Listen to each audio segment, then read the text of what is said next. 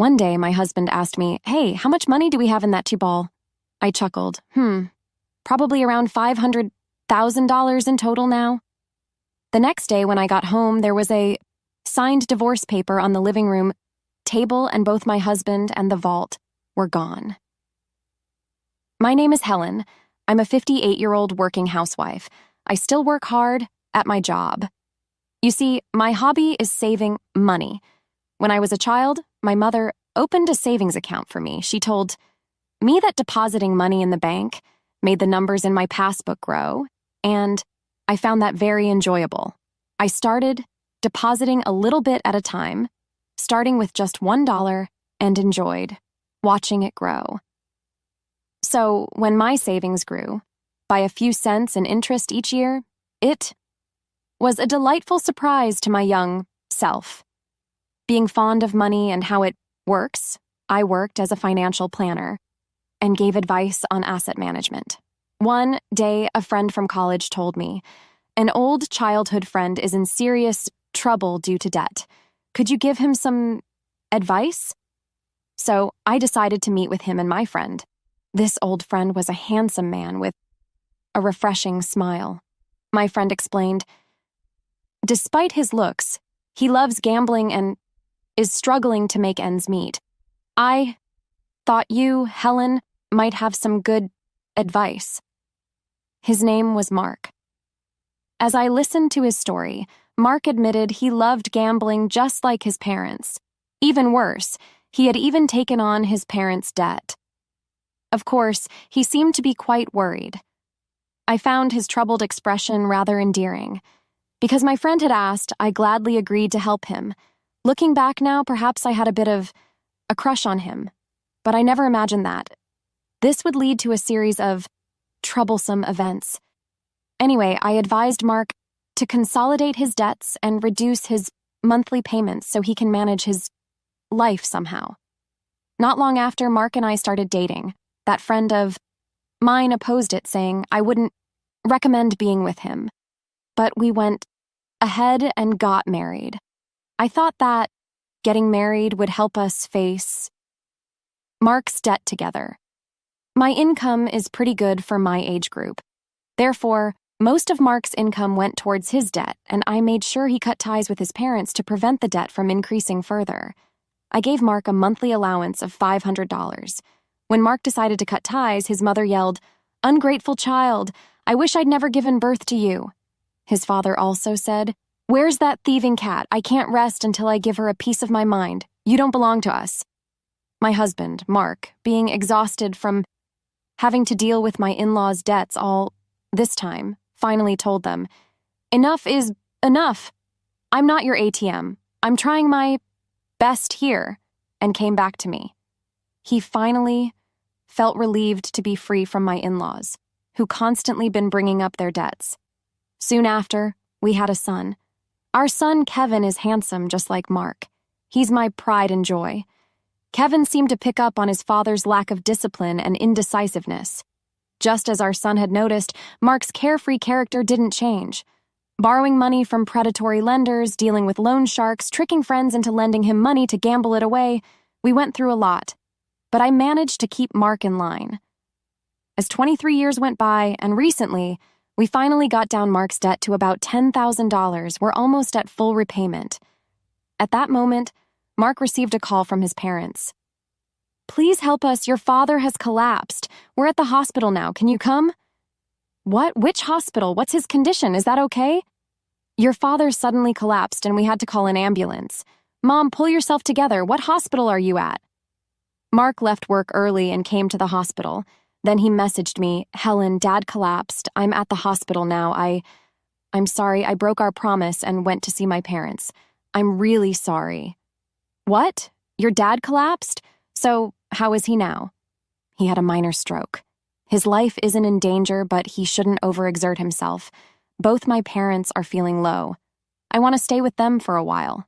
Is that okay?" "Of course, honey. Go and comfort them. Should I come too?" "No, it's okay if you're busy with work and they might treat you poorly again." I gave Mark a little extra money for hospital visits. They probably couldn't pay for the hospital fees. Since then, Mark seems to visit his parents often. Each time, he took $200, $300 from me. I guess my in-laws are struggling financially and are taking a little bit from Mark. It amounted to around $1,000 to $2,000 a month, but I let it slide for now.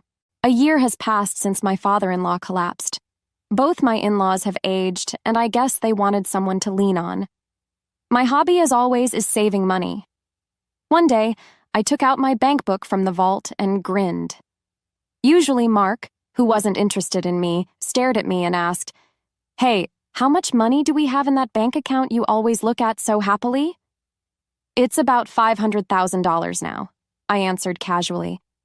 But the next morning, I filled out divorce form was left in the living room and both Mark and the safe were gone. As I was having breakfast, I couldn't help but smile. I knew Mark had been eyeing the money in the vault.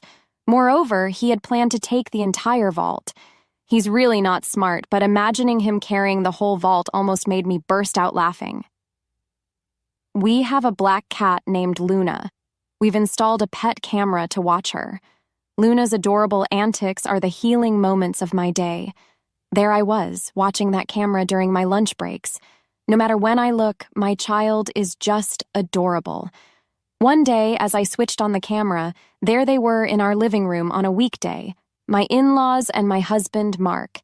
And they were having an unbelievable conversation. "Oh, you're living in such a nice house, Mark. Let's have a good salary. Makes your mother so proud," they said, flattering my husband. "Indeed, I am proud," responded Mark's father. "You know, I make a pretty decent salary myself, but Helen takes all of it, so I only get an allowance of $500 a month," Mark said.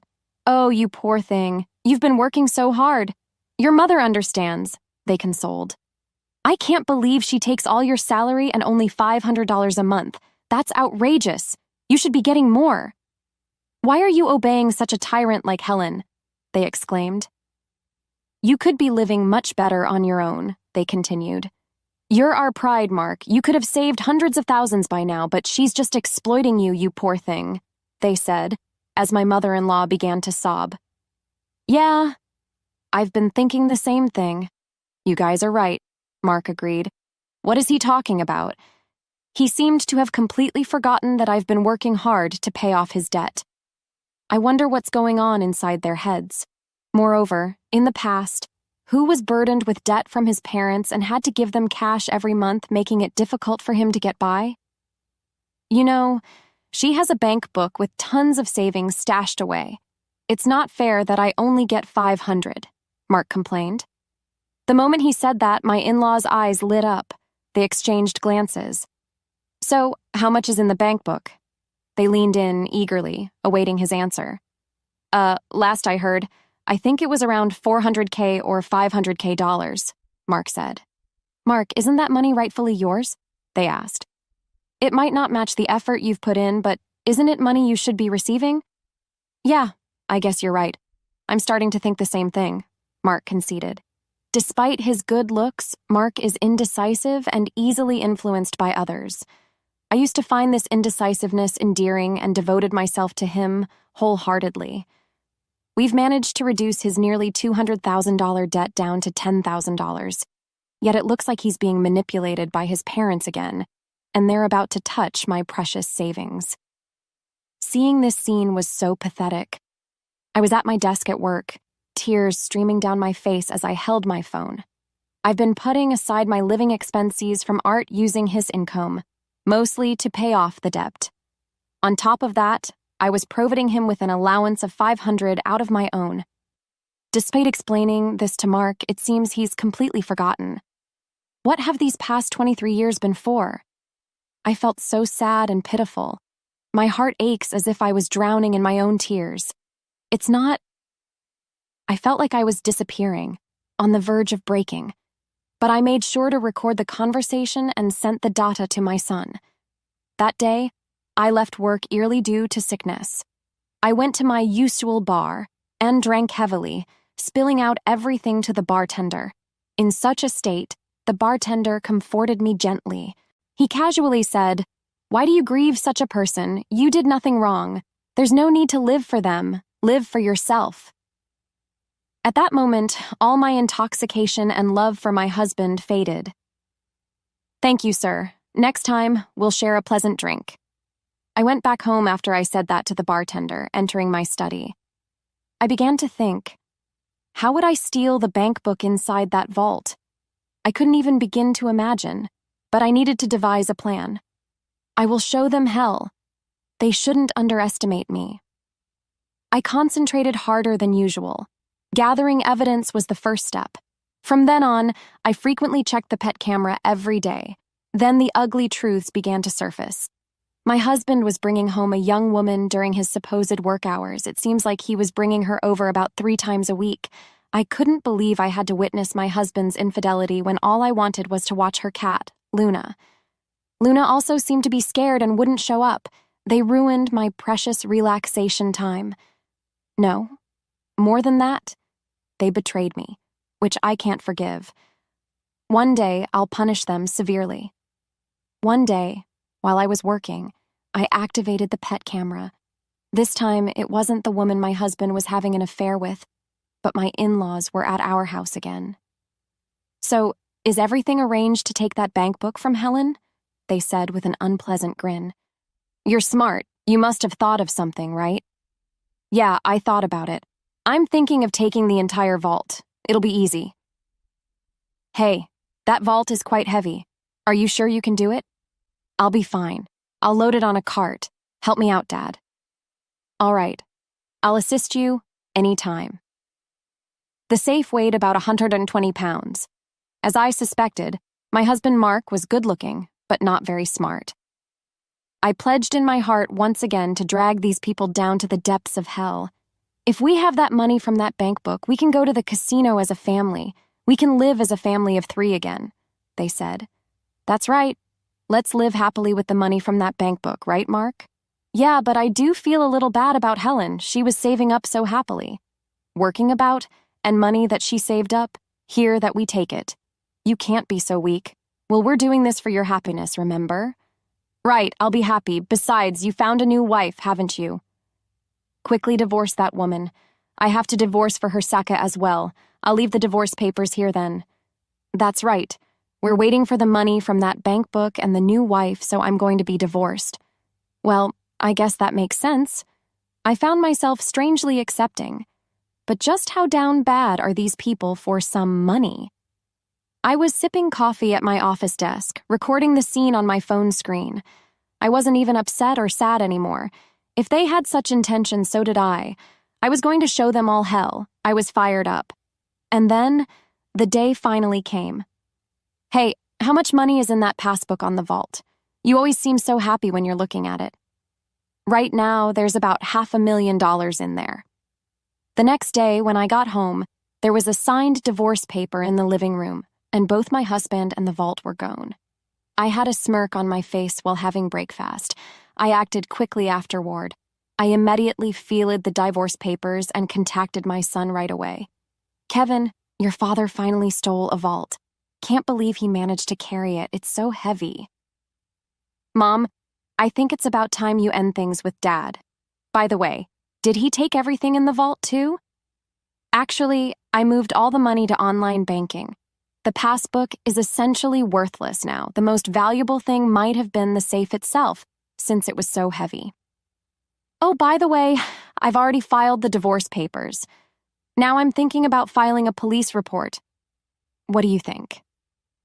"If you should file a police report, and it would be best to hire a lawyer." "Oh, right, a lawyer. I already had a private investigator on it, but hadn't thought about a lawyer. Thanks. I'm cutting ties with that too." Kevin seemed exasperated.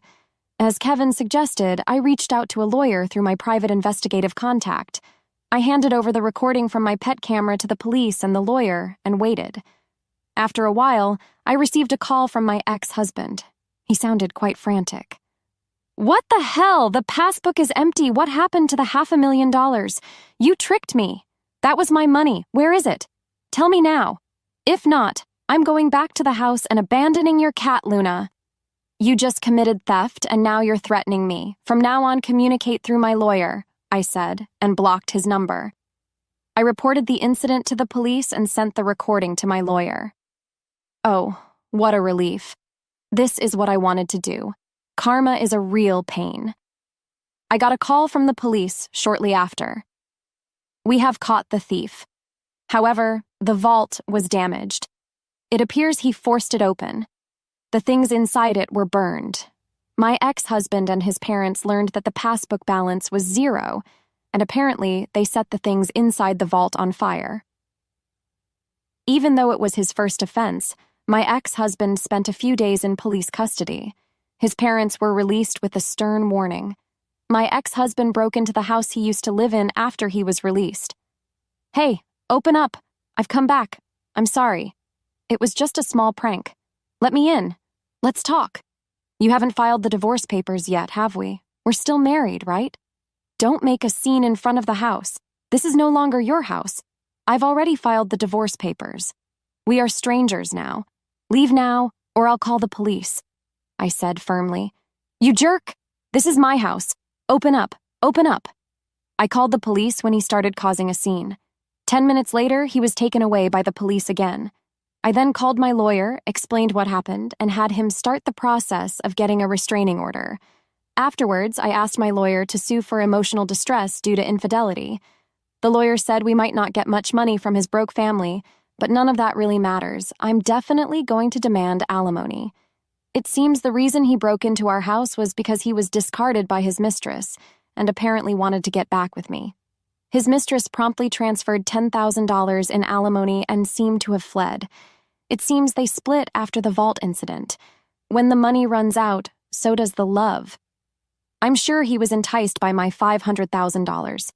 My underpaid ex-husband, who still has $10,000 in debt, and his gambling-addicted parents seemed to be struggling with daily life. He appeared to be living in an old single-room apartment without a bath, constantly quarreling among the three of them. This information came from my lawyer. My ex-husband pleaded, "I can't afford to pay the alimony. Please reduce the amount." And my ex-husband, who got involved with the police, was on the verge of retirement but apparently got fired from his company. The elderly parents-in-law have managed to find jobs in cleaning and seem to be barely making ends meet. My ex-husband is now working 3 part-time jobs, but these 3 are gambling addicts. So no matter how much money they have, it disappears. There's no helping them. I had my lawyer tell them, "No reduction. Stay away from her. If you're really sorry, show it with money." If he had stayed with me, he had planned to end the remaining $10,000 debt by the time he retired. But he fell for the sweet talk of his gambling-addicted parents-in-law. At the end, how foolish. This $500,000 is an accumulation of my savings that I have started building from a very young age. I find it enjoyable to say, small change.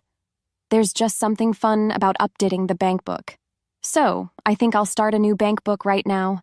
I'm living a relaxed life with my black cat Luna. My son visits occasionally and tells me about his girlfriend.